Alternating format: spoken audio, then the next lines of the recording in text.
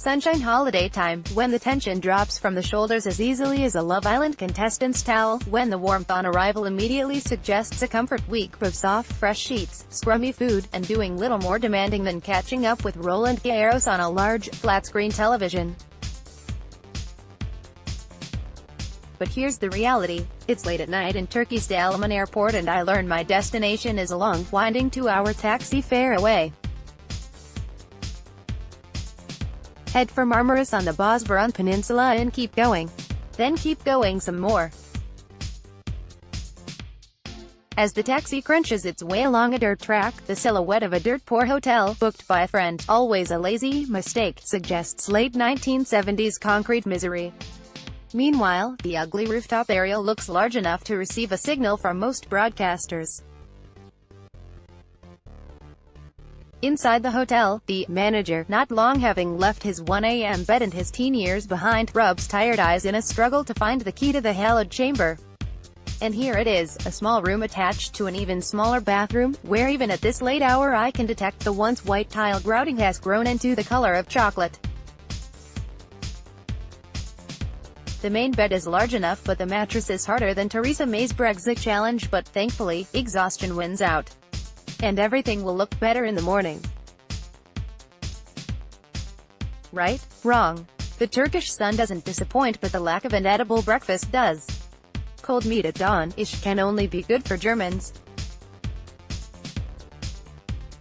There aren't even cornflakes, but then it doesn't matter because there is no milk. Turks don't drink it, apparently, as for the frayed lobby carpet. The last time it saw Hoover, the Ottomans were still running the show. And look at the staff. All of them are male and not past bump fluff.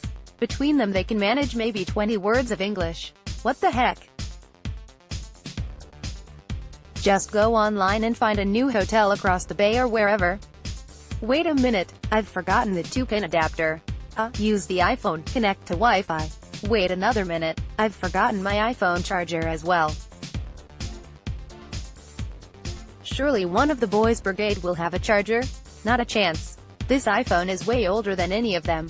Nothing for it. Go outside, check out Kumlabik, which means sandy bay. But there's no sand, just beach gravel. So I take to the poolside. Bring out the jotter and pen to do the writing I never get the chance to work on during working weeks. There are no pool towels, but at least the pool is compact and clean, except on the bottom. And there's no fear of the German slapping down the first towel. Or anyone else for that matter. There is only me here. At least after dinner there's the tennis to look forward to and the portable TV eventually fires into life. However, the giant aerial is committed to council telly only. Despair, sheer misery unfolds. But after 2 days at this upmarket youth hostel, realization dawns. I remember that I once slept in a bed in a hostel in Belize in which something large moved under the covers. And it wasn't a blonde. Too tired to investigate, a sleeping bag on top solved the problem. I recalled sleeping on airport floors, South American bus terminal benches, on train station concourses, and one time on a luggage rack on the Barcelona to Madrid slow train. I've spent the night on top of a table tennis table in Monte Carlo, on top of an anthill in a French field, which the ants disapproved of by eating my face, and on Mexican beaches where sandflies bite harder than NHS cuts. I once lived in a hut on a kibbutz with 5 other sweaty, smelly Scottish bodies, one of whom emptied the sand from his work boots directly onto the floor each night. Yes, you Coburn, now I'm in Turkey. And it may not be a sheer delight, but the sea is warm, the bay glorious, and the cook can come up with a decent dinner. The little bed in the room is actually quite comfy, and I learned, via sign language, the youth team are all really nice. Now this realization produces guilt. I'm guilty of surrendering a spirit of adventure. Guilty of accepting the standards and values of age. Guilty and sad to have perspective so skewed, thinking a 5-star world to be so important.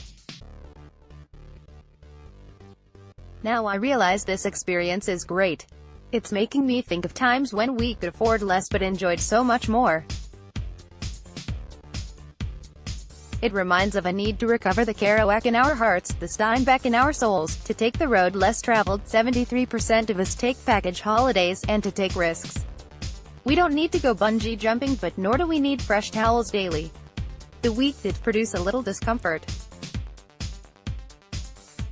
One day, the hotel maintenance man, yes, there was one, took to repairing the metal children's swimming pool slide by drilling at rusty bolts, while standing in the water using a heavy electric drill.